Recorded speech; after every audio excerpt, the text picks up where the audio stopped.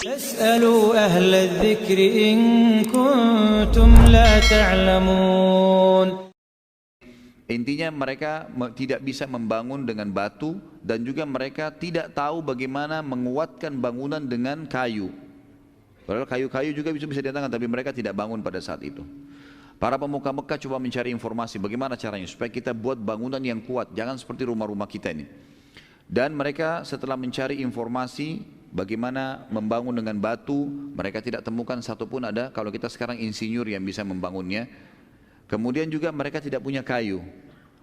Ada seseorang dengan hikmah Allah mendengar bahwasanya ada kapal kayu besar tenggelam. Kapal itu semua penumpangnya mati, nggak ada lagi pemiliknya, gitu kan.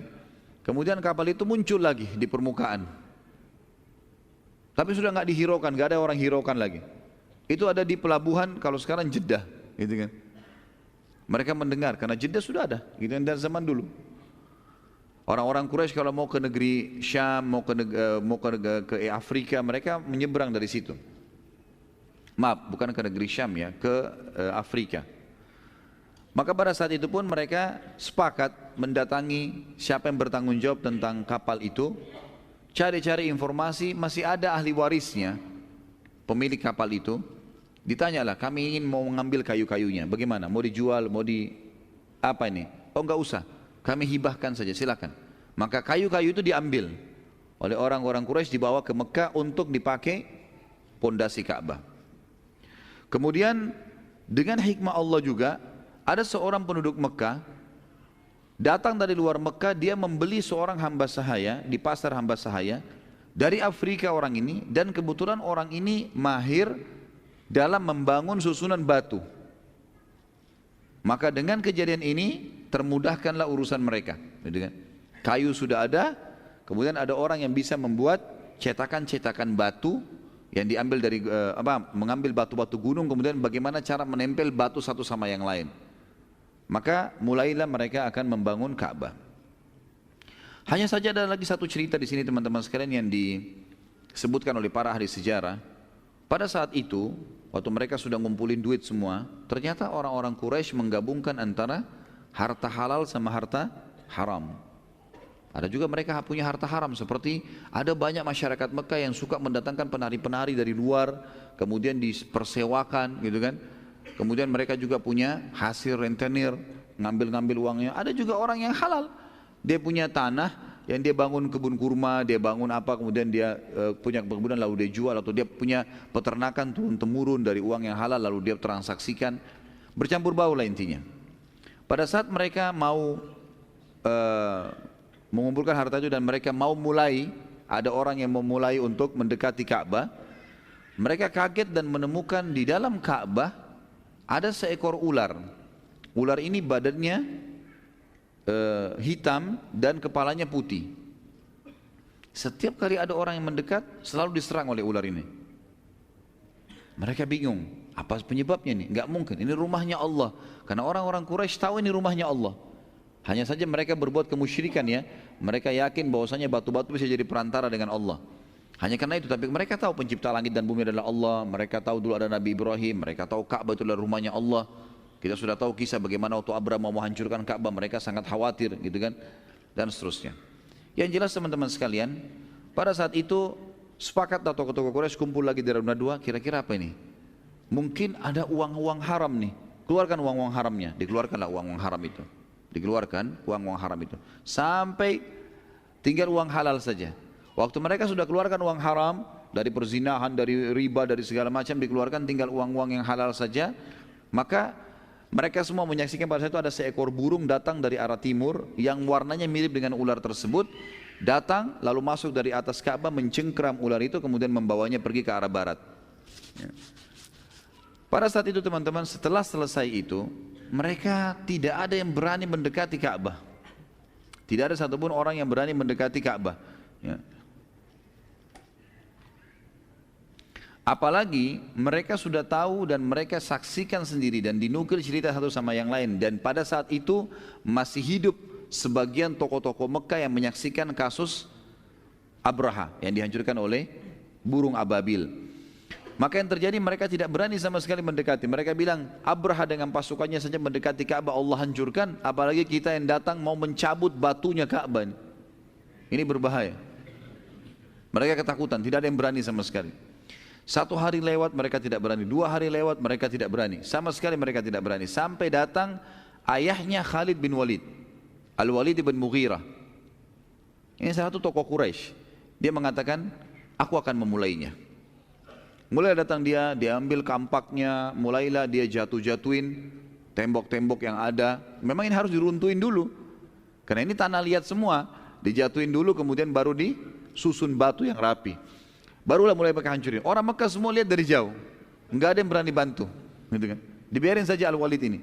Teruslah dia bekerja sampai dia capek, keringatan. Lalu dia bilang, hai Quraisy, bantu.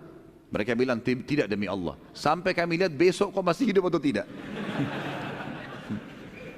Kalau Allah tidak apa-apain kamu, baru kami bantu. Tunggu sampai besok. Dan betul, nggak ada orang kerja. Tunggu sampai besok, Al-Walid mulai kerja lagi besok. Ya. Waktu besok harinya mulai dikerja lagi, dilihat tidak ada apa-apa, barulah mereka gotong royong. Ya. Karena takutnya mereka pada saat itu. Lalu kemudian mereka mulailah merame-rame membersihkan Ka'bah dan seterusnya dirapikan sampai tiba pada pondasinya. Sampai pindah pada pondasi. Dan pada saat itu dinukil dalam buku-buku sejarah teman-teman sekalian, orang-orang Quraisy sambil mengangkat batu, sambil hancurin sesuatu gitu kan. Itu mereka mengatakan, ya Allah kami tidak menginginkan kecuali kebaikan. Ya Allah kami tidak ingin kecuali kebaikan, takut Allah murka. Jadi mereka sebenarnya punya keimanan pada saat itu ya. Tapi tanda kutip di sini masalah rububiyahnya. Mereka menginginkan kata Allah itu ada, tapi mereka masih menyembah-nyembah berhala. Dan memang karena itu istilah musyrik keluar. Musyrik itu adalah orang yang mempartnerkan Allah sama makhluknya, walaupun dia beriman sama Allah. Kan begitu. Jadi mereka ini sama. Orang yang kekal di api neraka nanti adalah orang kafir, orang musyrik, orang munafik. Musyrik adalah orang-orang yang mungkin beriman sama Allah, tapi mereka masih mempartisipasikan Allah dengan makhluknya. Saya katakan dalam tulisan saya teman-teman, dari kisah ini, di hati kisah tadi terdapat pelajaran yang agung bahwa bagaimana penduduk Mekah mengenal Allah yang Maha Suci dan sangat yakin kalau Ka'bah adalah rumahnya sehingga mereka memuliakannya. Hanya saja mereka mempartisipasikan Allah Maha Suci dalam hal ibadah dengan makhluknya yang merupakan benda mati yaitu batu. Berapa banyak muslimin terjerumus dalam perilaku yang sama di zaman kita sekarang. Mereka yakin Tuhan mereka Allah Maha Suci, hanya saja mereka masih meminta-minta kepada benda mati seperti kuburan, pohon, dan juga tulisan yang dikultuskan memiliki kekuatan seperti jimat-jimat dan segala. Ini adalah sama dengan perilaku orang-orang Quraisy dulu. Apa bedanya? Makanya dalam ayat-ayat Al-Quran Allah mengatakan, a'udzubillahi minasyaitonirrajim, kepada Nabi SAW, wa idza sa'altahum man khalaqas samawati wal ard wa sakhkhara asy-syamsa wal qamar la yaquluna Allah. Hai Muhammad, kalau kau tanya orang-orang Quraisy itu yang menolak dakwamu, siapa yang menciptakan langit dan bumi dan mengurusnya, serta menciptakan dan mengurus matahari dan bulan, mereka akan mengatakan Allah. Dan mereka tahu ada Allah. Terus ditanya, tanya kalau gitu hai Muhammad, kenapa mereka sembah-sembah berhala itu? Mereka tahu batu yang mereka pahat-pahat sendiri, ngapain mereka sembah? Allah sebutkan juga melalui lisan mereka, ma na'buduhum illa liyuqarribuna ilallahi zulfa. Kami enggak sembah berhala-berhala ini kecuali kami jadikan perantara antara kami dengan Allah, dan Allah tidak butuh perantara benda mati, gitu kan? Allah Subhanahu wa taala memang meminta kita agar selalu langsung berdoa padanya, gitu kan? Kecuali memang yang Allah Subhanahu wa taala perintahkan, seperti kita disuruh sujud menghadap Ka'bah. Betul memang dia batu, tapi ada perintah, gitu kan? Kalau perintah Allah ke pohon, kita ke pohon, ke laut kita ke laut, karena kita orang mukmin, yakin kepada Allah.